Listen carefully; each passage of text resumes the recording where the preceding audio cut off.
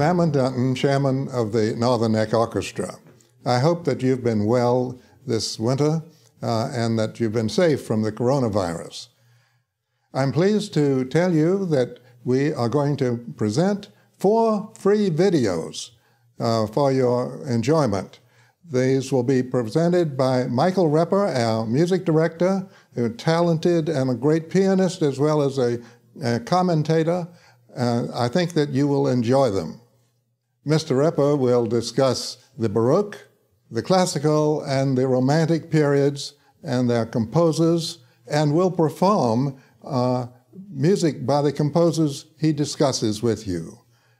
He'll be joined by 2 violinists from our orchestra. The series begins on March 2nd. We hope that you will enjoy it, and please tell your friends. With your support, we may be able to continue these valuable opportunities to hear music. Thank you.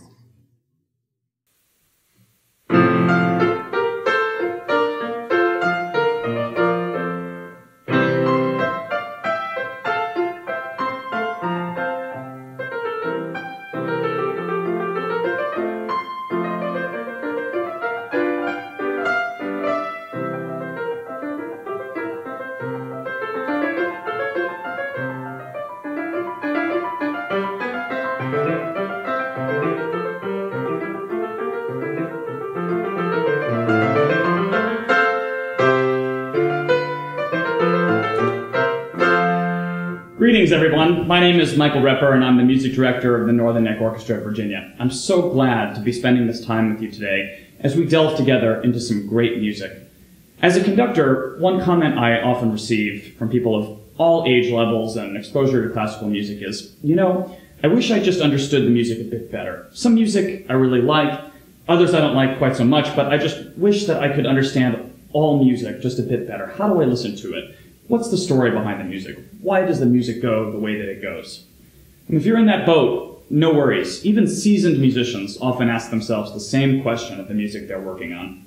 Music can sometimes be difficult to understand on its own surface, and particularly for those who are not formally trained in an instrument or a voice. The good news is that music is not rocket science. Some music can be technical, some purely emotional, and most of it is a mix between the two. But all one has to do is open their hearts and minds to what their ears are hearing. Unlike rocket science, this only involves the act of music appreciation. That's why we're here today.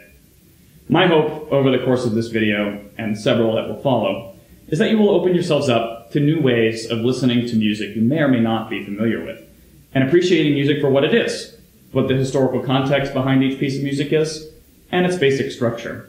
And who knows, maybe the next time we see you at an orchestral concert, you may be an expert. Today, the focus will be on one of the most famous composers of all time, Johann Sebastian Bach, and we'll have a performance of one of his great works, Bach's Chaconne, from his second partita for violin, which was written around 1720. But before we can begin to talk about the Chaconne for violin, or even the famous composer Bach himself, or even talk about European Western music over the next several centuries, let's remind ourselves of the context in which Bach was writing music. Bach lived from 1685 to 1750. And the world was a complicated place. Bach was writing during what most people recognize as the Age of Enlightenment, which was an age of ideas. Phenomenal change was happening. It was only 50 years before Bach was born that Galileo wrote his famous dialogues, which challenged the church's geocentric teachings. Tremendously consequential political philosophies were being born at this time, including those of Immanuel Kant, Adam Smith, and Rousseau. At the time Bach's Chaconne was written, Benjamin Franklin was turning 14, and many of the founding fathers of the United States were either coming of age or about to be born. Massachusetts Hall at Harvard University was completed in 1720, the same year that Bach finished his Chaconne. It was a time of ideas, and these ideas were complex. Complexity was reflected in the artwork and architecture of the time. Take a look at the Chateau De Versailles from around 1680, St. Paul's Cathedral in London from around 1700, and the Sphinxer Palace in Dresden from around 1720. How about these famous sculptures, such as Bernini's Ecstasy of St. Teresa, the Trevi Fountain? Art at this time reflected the complexity of the ideas of the time, but also the order. Everything had a place, and everything had a reason. It's important to understand this context because Baroque music, and particularly Bach's music, falls directly within the delicate balance between complexity and the reason of the day, and the musical traditions born from the church tradition, Gregorian chant from 800 years prior to Bach, or religious texts sung to one line. Gaudeamus omnes in Domino,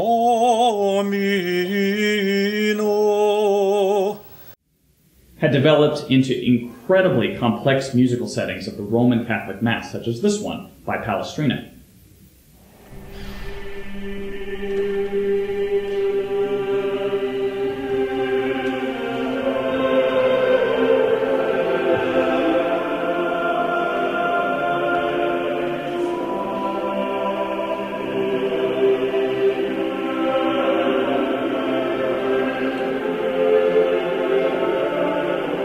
As we can see with this Mass by Palestrina, which was written around 100 years before Bach was born, music had become infinitely more complex. But there wasn't much in the way of order in the sense that we can understand it today. For example, it's difficult to pick out a tune from that Palestrina Mass in the way that you might pick out a tune from Bach, Mozart, or even a pop song from today. All of that changed when Bach was writing music. Bach, a supremely religious man, never achieved widespread fame during his lifetime as a musician. Nearly all of his professional work was done within the Lutheran Church as a Kapellmeister and composer, but the evolving social order during the Enlightenment meant that Bach wrote a significant amount of secular music to complement his religious works as well. Bach wrote cantatas, motets, passions, oratorios, chorales, arias, keyboard works, chamber music, orchestral works, canons, and much more. He was extraordinarily prolific. All told, over 1,000 works of music, and those are just the ones we know about. Within the Baroque compositional style, one of the most popular styles of writing were the popular dances of the day. Examples of these would be the allemande, courante, sarabande, gigue, and chaconne. As it was with everything during the Enlightenment, these dances evolved throughout the courses of being composed, learned, and performed. By the time Bach composed his famous chaconne for violin, the chaconne had transferred from a simple dance into its own musical form, and it's an excellent form to explore today because it synthesizes much of the intersection between tradition and development present through art, politics, science, and music during Bach's time. I'd like to welcome a special guest to today's program, Wanchi, professor of violin at James Madison University here in Virginia and a violinist in the Northern Neck Orchestra. Wanchi, thank you so much for being with us today. Wanchi is going to perform Bach's famous chaconne for us in a minute, but first there are a few important components of the chaconne that I would like to point out to the audience. Wanchi, would you mind please helping us demonstrate a few things? The first important trait of a chaconne is that it's in a triple meter. What does this mean? This means that there are 3 beats to a bar. You're all familiar with this as it's a waltz feeling. 1, 2, 3. 1, 2, 3. There's a strong beat every 3 beats, and all the intermediary beats are weaker. Wanchi, would you please play the opening phrase of the chaconne for us? And while she plays, try to count the 3 beats per measure in your head. I'll do it with you with my hands, okay? We'll provide the music also on the screen. Go ahead, Wanchi.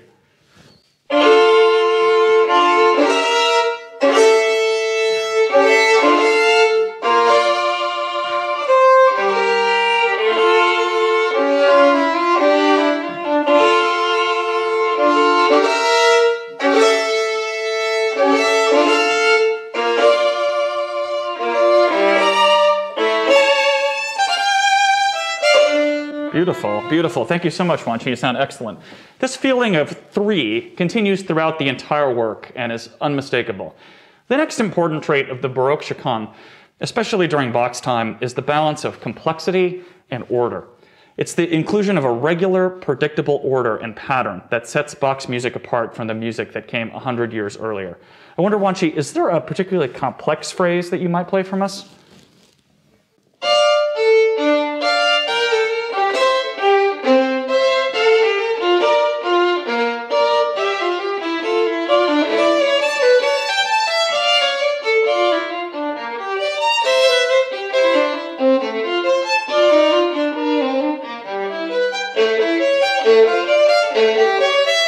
Beautiful, Wanchi. Thank you so much. You sound excellent. That's very virtuosic, and it's also very interesting because those two excerpts sounded very similar. Did you hear that too? It almost seemed like the two were roughly the same length and could be played one on top of the other. Well, actually, that is the case, and that's because the chaconne incorporates one of the most characteristic traits of Baroque dance music, which is a repeating bass line, or a repetitive harmony, which comes again and again and again. Did you hear it? I'll actually play for you the bass line that Bach would have heard while he wrote the chaconne. Take a listen.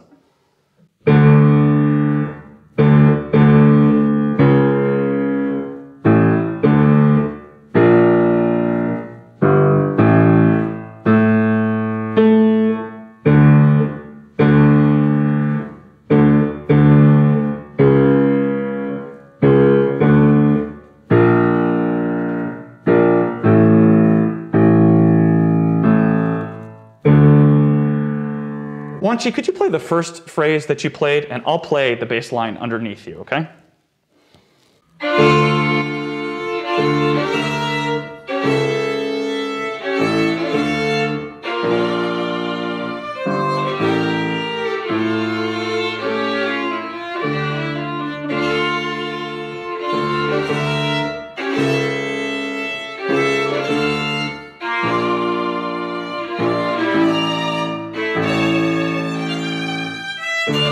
Beautiful, beautiful. Now, if you wouldn't mind just going right into the second phrase that you played, and I'll play the same bass line. You'll see how it works.